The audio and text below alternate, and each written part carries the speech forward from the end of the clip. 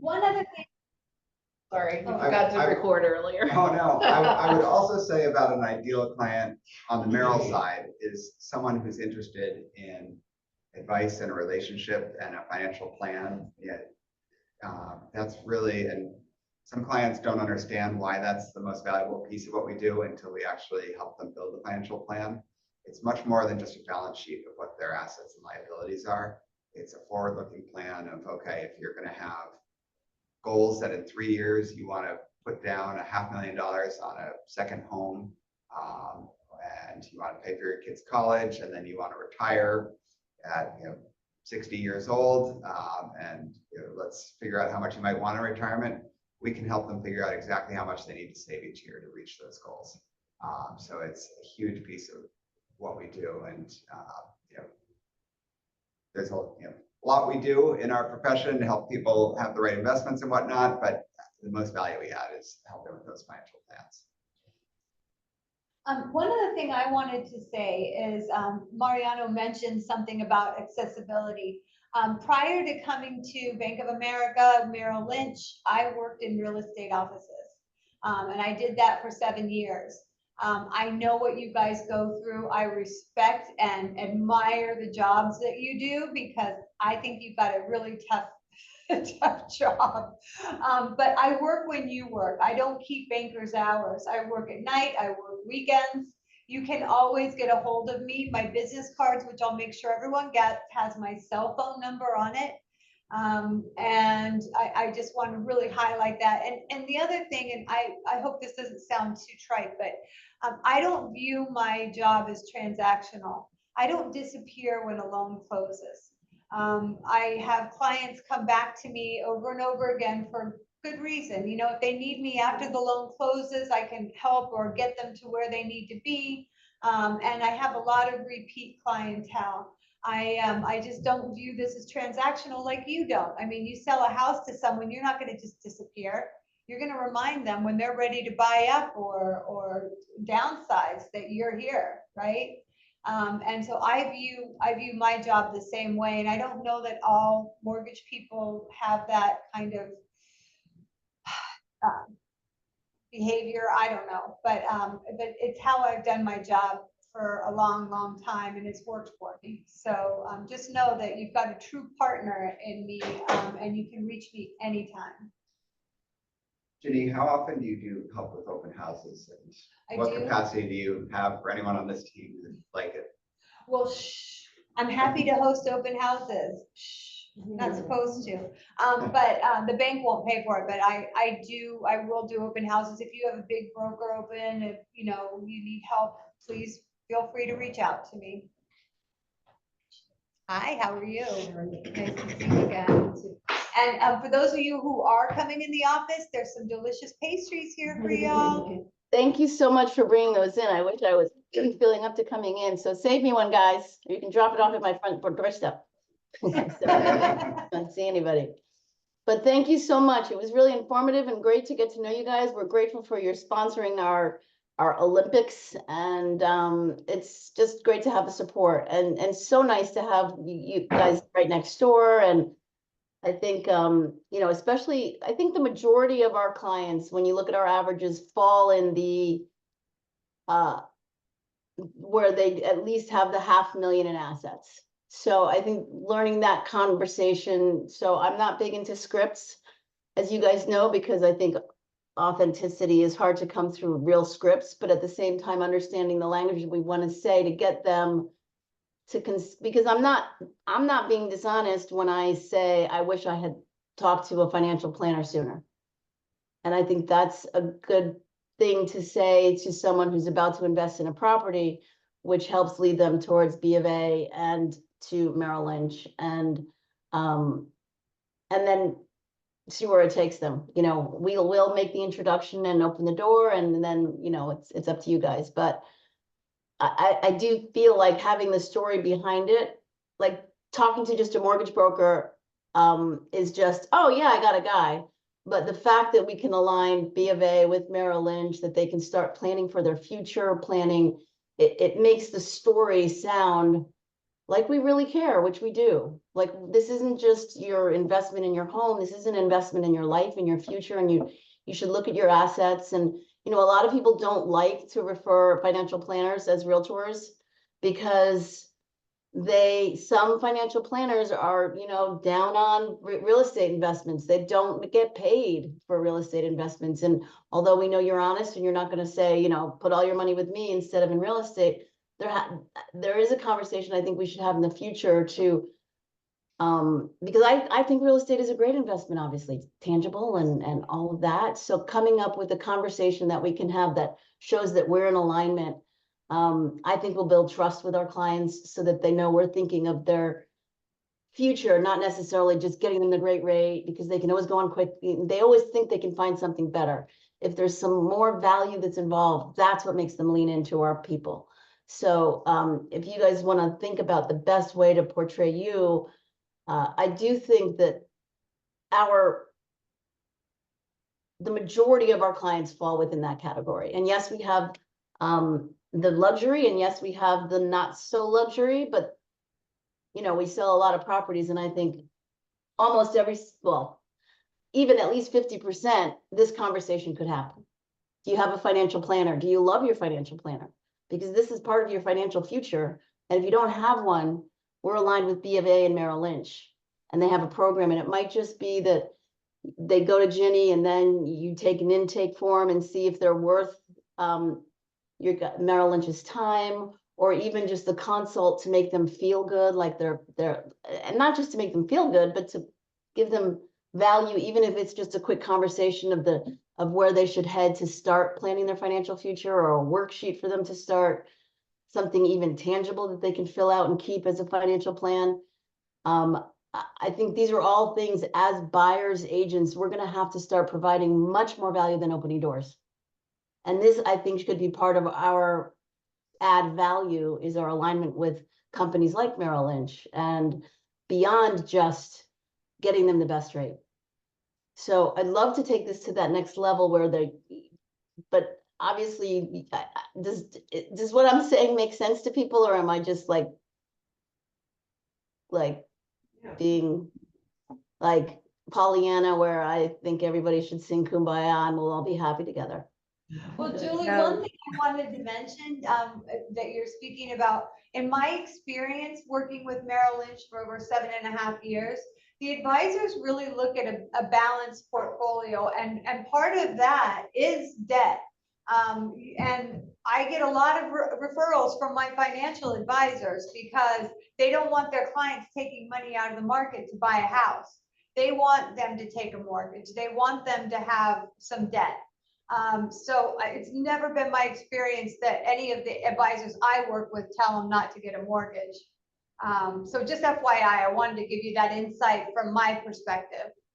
Not so much the mortgage. I mean, more of not investing in real estate as heavily. Their portfolio can be more a little real estate light. Not because they're dishonest or unethical or anything like that, but just like anything is sales, you make money on what you're selling, and the rest of the portfolio is in there, although I don't know how it works. But I think there's a lot of people that are financially illiterate, and they're kind of stuck and they don't know who to talk to. And I think there's more people out there like that than people think. Not illiterate, but not as knowledgeable as they'd like to be. And I can talk to you more offline, and but if there's a step up program to just capture them, and this is referring you. But anyway, I think you guys know what I'm talking about, and I just feel like if there's value we can extract from them by even just giving a strong recommendation or a conduit to you guys to help them with their plans, whether they switch to you or not, at least that first consult. So we'll keep talking, and thank you so much for your time. We so appreciate it. No problem. Maybe we can do this Thank again you. in the fall. Yeah, absolutely.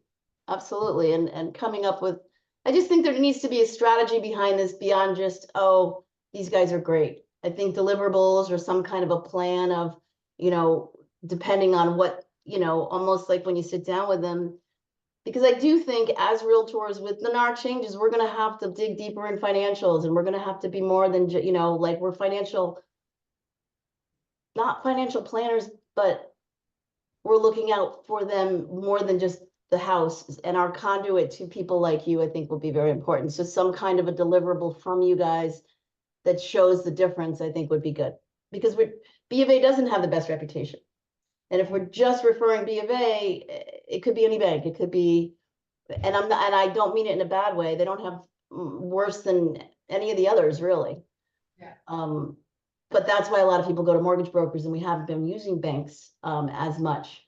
So I guess my very long story is really understanding the value that you can bring to our clients. If there's any more value than just getting the best rate, we're going to walk you through this. That's going to make a huge difference for us to tell the story, because stories sell and emotion sells. And if it's just, I got a guy who's got a good rate, it's kind of flat. So, I think really highlighting that it's Merrill Lynch conduit, not the Bank of America conduit, is going to be a good selling point. We're much more white glove, high touch. yeah, and that's why I really want to understand what clients I can authentically say that about. Yeah. And if there's even a step-up program, there might be someone just starting out, he's getting his doctor's degree, and it might be worth you sitting down and talking to him with a 2-sheet for 20 minutes and say, here's what you should do, plan for 1 year, and come back to us, you know, in a couple of years. You don't qualify yet for Merrill Lynch, but taking the time to give them the advice would be something I think would, you know, you'd be weeding a little bit, and you might get, anyway, we're going on and on too much, but I do feel like maybe we can sit down one-on-one and talk about strategy, because without a strategy, we're just going to be referring, and that's not what we're looking for. We are, but I want something more tangible. And I know it's the Merrill Lynch conduit, so I'll learn the best way to do that with you guys. When I'm feeling better, I'll come knock on the door and sit down with you. All right, sound good? Love that. Julia, along those lines, and again, it gets into a gray area where Ginny's not supposed to be too explicit about giving advice about credit, but I have had clients where Ginny's run their credit report and discovered that one of them had an issue with their credit, and she's been able to coach them, and it takes a little bit of time. It meant they were waiting a year before they bought a house, but she's been able to coach them to clean up their credit and improve it, and that has a meaningful difference in, one, how much we can improve them for, and two, the rate that Ginny's able to get them. And to your point about how are we different and Ginny's availability, I think it's huge that Ginny will give her clients her cell phone number, and they will text her on a Sunday morning from an open house. Sorry, I'm giving away some of the things that Ginny's not necessarily supposed to do, but does to be accessible to you and your clients. And so, my clients love her for it. That means a lot. Yeah. Because that's what we're used to. So we would need that. Yep. So I love that. And you've got it here for sure. Did anyone else have any questions? I see holistic financial. Is that a question?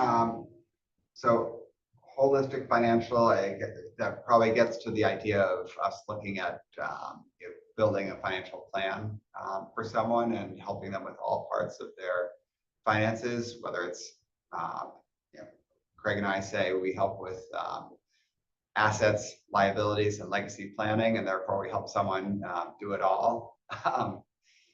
And so, yeah. All right. I've got one. If any of your clients, your investor clients, are looking for some alternative investments outside the market or whatever, we do rental properties, we do commercial properties, you can invest in new builds and help the builder out and build a house and sell it. We have all kinds of options. So it goes both ways. Yeah. Absolutely. And we will try to send some folks your way. Yeah. All right. And I imagine the best way to do that is for me to be in touch with Julie, and she'll help me connect to the right person for that, or what's the best way to do that, Julie? for us to know who to send what kind of client to? I mean, I think you could start with us, and me and we'll know, Mariano or I will know who's the best suited for it. But I think Great. down the road, there will be people like Brian, or, you know, someone that does a lot with investments. We have an investment division. So Okay. maybe even having lunch with them so we can, you know, better give you, Yeah, absolutely. That would be great. all right, cool. All right, good point, Bri. I love it. Ask for the referral. I was gonna say, let's get a deal done so you guys can have some raving fans in the office. Yeah, absolutely. We'll get you out there, and we certainly will. And I know Kristen and Mariano are talking about next steps and getting you on our information and doing stuff together. And we have open houses and all kinds of fun stuff. Also sponsoring, there's so much to talk about. And we can talk to Craig too. I've known Craig for a long time. So I'm looking forward to chatting next week or soon before too much time passes. Good, thank you. Thank you. And meanwhile, we can just start sending you deals.